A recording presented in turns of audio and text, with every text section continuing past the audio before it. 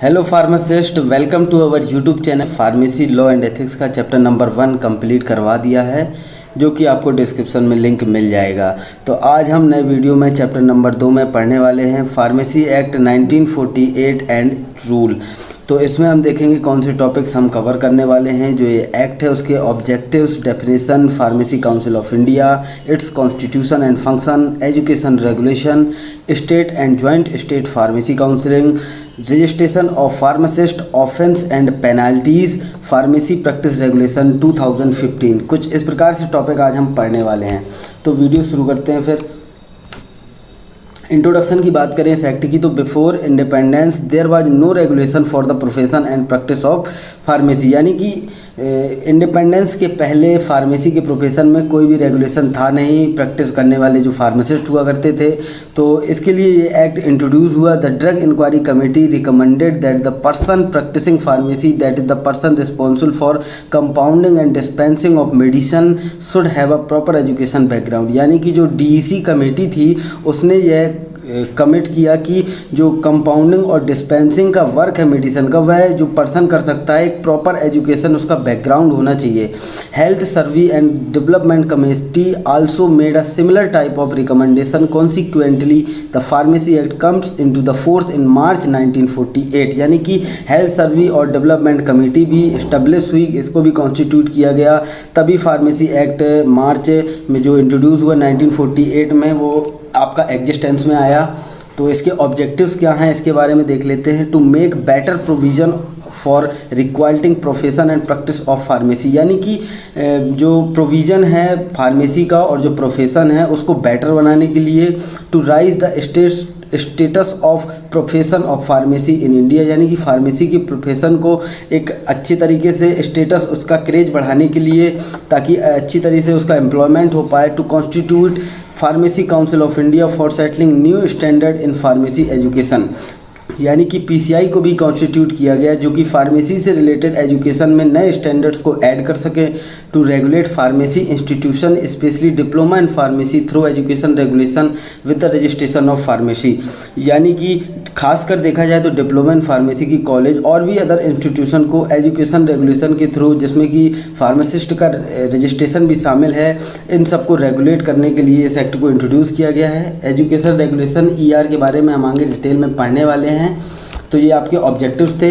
इसके बाद कुछ डेफिनेशंस हैं जो कि हम पढ़ने वाले हैं, जैसे कि रजिस्टर्ड फार्मासिस्ट क्या होता है। Registered pharmacist means a person whose name is for the time being entered into the register of state. यानी कि वह फार्मासिस्ट जिसका नाम दर्ज होता है स्टेट के रजिस्टर्ड में, यानी कि जिसको सेंट्रल रजिस्टर भी बोल सकते हैं, in which he is for the time being residing or carrying on his profession or business of pharmacy. यानी कि उसका पर्पज़ फार्मेसी प्रोफेशन में आगे बढ़ने का हो या बिजनेस का पर्पज़ हो, तो उसका नाम जो दर्ज होता है सेंट्रल रजिस्टर्ड में, यानी वो रजिस्टर्ड फार्मासिस्ट कहलाता है।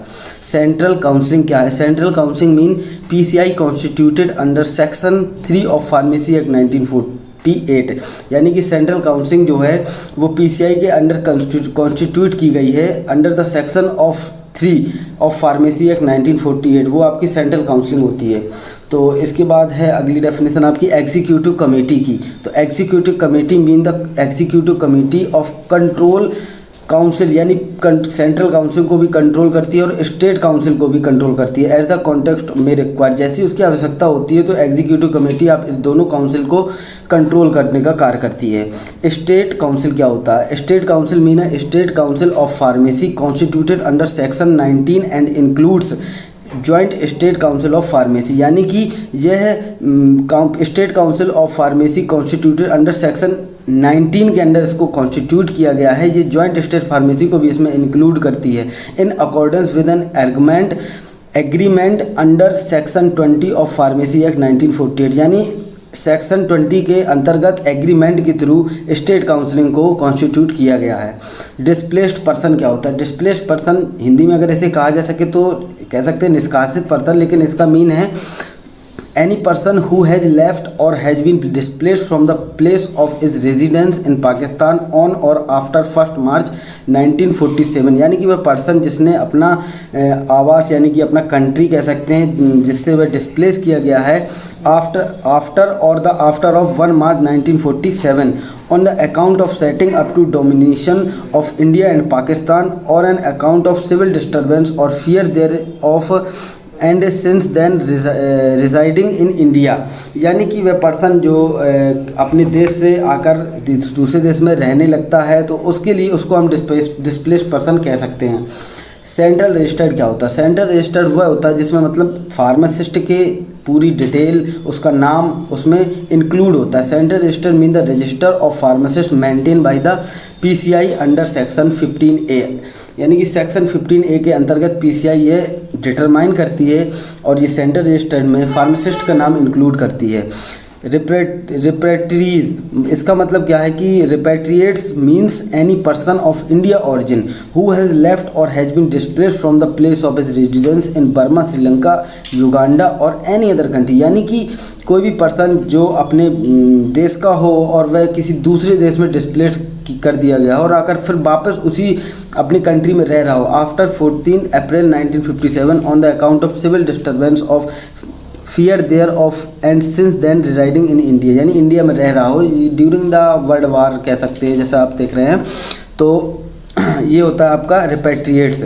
फिर इसके बाद है medicinal practitioner, a person registered for medical practitioner of state who is declared by the state government of India, यानी कि स्टेट गवर्नमेंट के थ्रू इसको डिक्लेयर किया जाता है मेडिसिनल प्रैक्टिशनर को। A person registered or eligible for the registration in the register of dentist, यानी कि डेंटल रजिस्ट्रेशन कैसे होता है? A state under the dentist act 1948, इसके लिए एक अलग से एक्ट है डेंटिस्ट एक्ट 1948। अब इसके बाद ये टॉपिक आपका जनरल इंट्रोडक्शन का था इस एक्ट का, फार्मेसी एक्ट का, वो कवर हुआ है। अब हम डिटेल में पढ़ने वाले हैं फार्मेसी काउंसिल ऑफ इंडिया के बारे में। पीसीआई के बारे में आपने बहुत सुना होगा, तो इसके कैसे क्या वर्क होते हैं, क्या फंक्शंस होते हैं और कौन कौन से मेंबर्स होते हैं, इन सब के बारे में हम जानेंगे इसमें। तो the first pharmacy council was constituted in 1949, is reconstructed every 5 year, हर 5 साल बाद इसका कॉन्स्टिट्यूशन दोबारा से होता है। The pharmacy council of India is constituted under the section 3 of pharmacy act 1948, यानी कि सेक्शन 3 के अंतर्गत इसका कॉन्स्टिट्यूशन होता है। तो इसमें कौन कौन से मेंबर इंक्लूड होते हैं? पहला नंबर है इलेक्टेड मेंबर और दूसरा है नॉमिनेटेड मेंबर, फिर इसके बाद एक्स ऑफिशियल मेंबर, यानी कि 3 टाइप के मेंबर इसमें इंक्लूड होते हैं। तो इनके बारे में हम अब डिटेल से देखेंगे। तो इलेक्टेड मेंबर क्या है? 6 member elected bye university grant commission from among teacher working in India university, यानी कि यूनिवर्सिटी ग्रांट कमीशन के 6 मेंबर जो कि इंडियन यूनिवर्सिटी में वर्क करते हों या उसके कॉलेज एफिलेटेड जो कि इंडियन यूनिवर्सिटी से होता है उसमें हो, विच ग्रांट डिग्री और डिप्लोमा इन फार्मेसी, या तो डिग्री होल्डर हो या डिग्री कर रहे हो, डिप्लोमा कर रहे हो फार्मेसी से, वो 6 मेंबर आपके इलेक्टेड मेंबर में इंक्लूड होते हैं। Among these only 1 teacher of each of the subject pharmaceutical chemistry, pharmacology and pharmacognosy, यानी कि एक टीचर इन सब्जेक्ट में से भी होता है pharmaceutical chemistry, pharmacology and pharmacognosy. 1 member elected from themselves by the member of medical council of India, एक member medical council of India का होता है। 1 registered pharmacist to represent each state, यानी कि एक रजिस्टर्ड फार्मासिस्ट अपने स्टेट को represent जो कर रहा हो, selected from themselves by the member of each state council, यानी कि इन्हीं मेंबरों जो कि सिलेक्ट हुए हैं इनके थ्रू ही उसका चयन किया जाता है।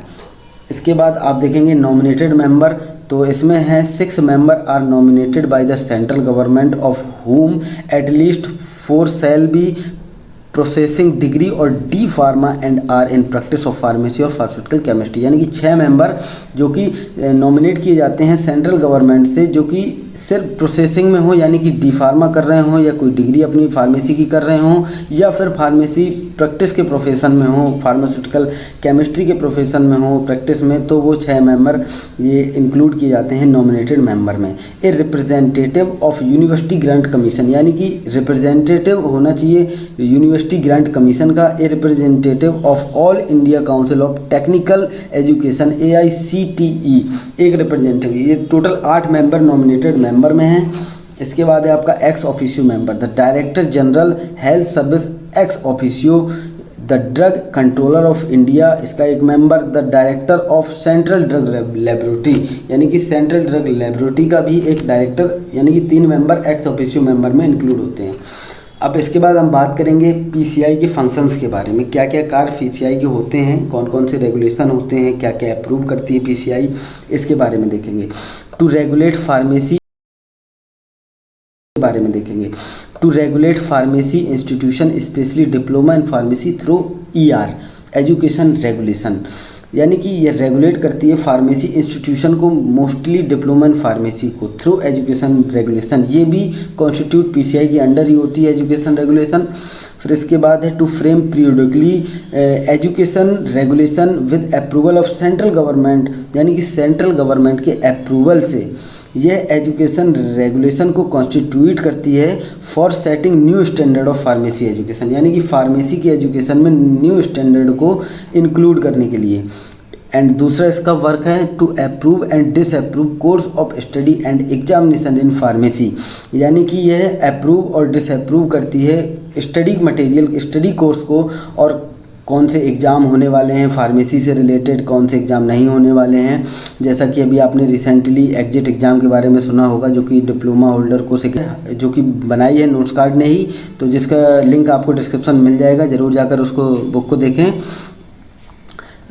तो यहाँ आगे शुरू करें। To recognize foreign qualification in pharmacy for purpose of registration to maintain central register of pharmacist, यानी कि फार्मासिस्ट के सेंट्रल रजिस्टर को भी ये मेंटेन करती है, यानी फार्मासिस्ट का जो सेंट्रल रजिस्टर है, अभी आपको बताया था कि किस फार्मासिस्ट का नाम इंक्लूड है। जैसे फार्मासिस्ट का रजिस्ट्रेशन करते समय काफ़ी स्टेप होते हैं, तो वो सब फंक्शन डिटरमाइन करती है PCI.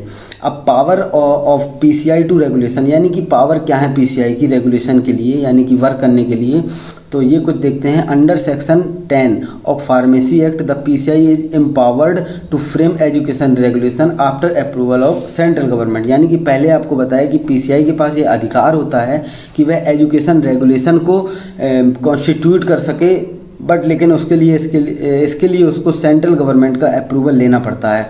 Under section 18 A pharmacy act with approval of central government PCI is empowered to make regulation for the following purpose, यानी कि सेंट्रल गवर्नमेंट के अप्रूवल के बाद पीसीआई के पास ये अधिकार हैं जो कि जिनके फॉलोइंग पर्पज, यानी कि जिनके क्या उद्देश्य हैं वो हम देखेंगे। Management of property of central counselling, यानी कि जो सेंट्रल काउंसिलिंग है उसकी प्रॉपर्टी को मैनेज करना। मैनर ऑफ कंडक्टिंग इलेक्शन को कंडक्ट करना। Holding meeting to fix time को फिक्स करना। प्लेस, जगह को, and conduct of business in such meeting, यानी कि मीटिंग में होने वाले सारे जो कार्य हैं, टाइम, प्लेस, इन सब के बारे में पीसीआई को ही सारी चीज़ होल्ड करनी पड़ती है। Function of executive committee holding meeting to fix time and place, ये वही पिछला वाला पॉइंट है आपका। तो अगला पॉइंट है पावर एंड ड्यूटीज़ और of president and vice president, यानी कि क्या ड्यूटीज़ हैं प्रेसिडेंट की, वाइस प्रेसिडेंट की, ये सब आइडेंटिफाई भी आपकी पीसीआई ही करती है। तो कुछ इस प्रकार से कार्य हैं जो कि ड्यूटीज़ बताती रहती है पीसीआई, सभी प्रकार के कार्य बताती रहती है अपने, तो वो सब एम्प्लॉय करने पड़ते हैं।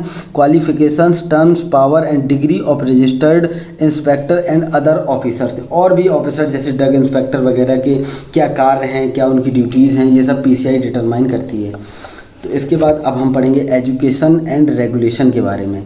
तो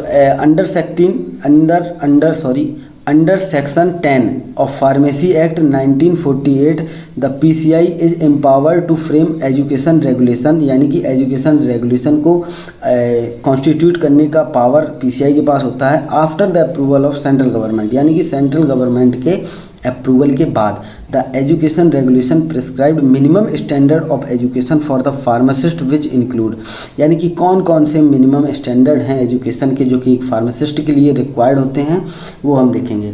तो नंबर 1 पे है क्वालिफिकेशन ऑफ फार्मासिस्ट, उसकी क्वालिफिकेशन क्या है, एक फार्मासिस्ट की, एक पर्सन को फार्मासिस्ट बनने के लिए क्या क्या क्वालिफिकेशंस हैं। Minimum qualification for admission to first year diploma, यानी कि डिप्लोमा में फर्स्ट ईयर में एडमिशन लेने के लिए। सिंपल सी लैंग्वेज आप समझ पा रहे होंगे approval of institute conduction course of study, यानी कि क्या कोर्स, कौन से स्टडी में कौन से कोर्स हैं, ये सब एजुकेशन रेगुलेशन तय करता है।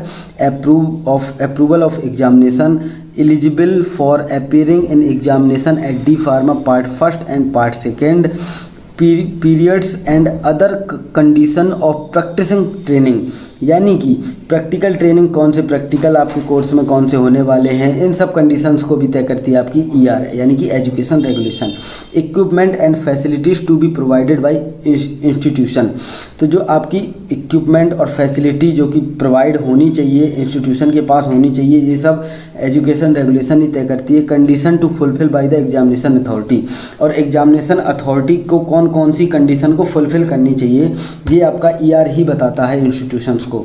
तो इसके बाद है प्रोसीजर ऑफ फ्रेमिंग, यानी कि एजुकेशन रेगुलेशन का कॉन्स्टिट्यूशन कैसे होता है उसका प्रोसीजर है। एंड अमेंडमेंट, यानी कि कैसे इसको संशोधित किया जाता रहा टाइम टू टाइम, क्या क्या इसमें बदलाव होते रहे हैं उसके बारे में हम देखेंगे। Under section 10 of pharmacy act 1948 there is provision for framing education regulation for regulation and control of pharmacy institution, यानी कि अंडर सेक्शन 10 के अकॉर्डिंग, जो कि फार्मेसी एक्ट का सेक्शन 10 है, उसमें यह प्रोविज़न है कि एजुकेशन रेगुलेशन को कैसे कॉन्स्टिट्यूट करना है और कैसे फार्मेसी इंस्टीट्यूशन को कंट्रोल करना है। The central with the approval of central government make regulation called education regulation, यानी कि जो सेंट्रल गवर्नमेंट के अप्रूवल से PCI कॉन्स्टिट्यूट करती है वो एजुकेशन रेगुलेशन है आपका। Education regulation prescribe minimum standard of education required for the qualification as a pharmacist, यानी कि फार्मासिस्ट बनने के लिए पर्सन को कौन कौन सी क्वालिफिकेशन रिक्वायर होती है ये आपका एजुकेशन रेगुलेशन रिकमेंड करवाता है। Before submitting the education regulation for approval of central forward copy of draft of education regulation और टू ऑल स्टेट गवर्नमेंट, यानी कि before submitting the education regulation, यानी कि एजुकेशन रेगुलेशन को सबमिट करने से पहले for approval of central forward, यानी कि जो सेंट्रल गवर्नमेंट है जो कि अप्रूव करने वाली है, copies are of the draft education send to the, मतलब स्टेट गवर्नमेंट, यानी स्टेट गवर्नमेंट को सबसे पहले उसकी कॉपी भेजनी होती है। The state government of required to send comment of copy, यानी इन कॉपीज का आंसर स्टेट गवर्नमेंट देती है। फिर इसके बाद में after considering the comment on the draft education regulation, यानी कि जो एजुकेशन रेगुलेशन के लेके जो आपकी कॉपीज़ को सेंड किया गया था उसकी जो रिप्लाई स्टेट गवर्नमेंट से मिलता है, the central counselling cell be submit the draft to education regulation to the central government for fight approval, और फिर इसके बाद इसका अप्रूवल दिया जाता है। After approval of central government education regulation are published in the official gazette, और education regulation को ऑफिशियल गैजेट में पब्लिश्ड कर दिया जाता है। तो ये आपका प्रोसीजर हो गया। और देख लेते हैं थोड़ा सा। The efficacy of education regulation shall be reported to central council by the executive council and में पर्पज अमेंडमेंट्स, यानी कि इसमें अमेंडमेंट्स यानी कि कह सकते हैं संशोधन भी होते रहते हैं। Some procedure also forward for efficiently amendment of state counselling, यानी कि स्टेट काउंसिलिंग भी इसमें संशोधन अपने रख सकती है, आगे बता सकती है PCI को। Application of education regulation to the state, यानी कि यह एप्लीकेंट करना पड़ता है एजुकेशन रेगुलेशन को स्टेट को कि क्या क्या जो कि वो अपनी गाइडलाइन निकालती है एजुकेशन रेगुलेशन, ये के बारे में उसको state government state counselling of India को भी बताना पड़ता है। तो any time after constitution the state council with the due consultation of state council state government may apply education regulation to the state by the notification in the official gazette, और यदि कोई recommendation state government बताती है education regulation को तो उसका notification official gazette में दे दिया जाता है। इसके बाद है आपका स्टेट फार्मेसी काउंसिल, यानी कि अब हम स्टेट फार्मेसी काउंसिल के बारे में जानेंगे। हम PCI के बारे में जान चुके हैं और एजुकेशन रेगुलेशन के बारे में भी जान चुके हैं, अब हम स्टेट फार्मेसी काउंसिल के बारे में जानेंगे। तो यहाँ पर हम देखेंगे section 19 of pharmacy act 1948 provide for constitution and composition of state council. Every state government has to constitute state council accordingly which consist of following member, यानी कि प्रत्येक स्टेट को स्टेट फार्मेसी काउंसिल कॉन्स्टिट्यूट करनी होती है जिसकी कुछ member होते हैं। 3 प्रकार के मेंबर हैं, elected member, nominated member, ex officio member. तो इसको बारी बारी से हम पढ़ने वाले हैं। इलेक्टेड मेंबर्स में कौन कौन से मेंबर्स इंक्लूड होने वाले हैं।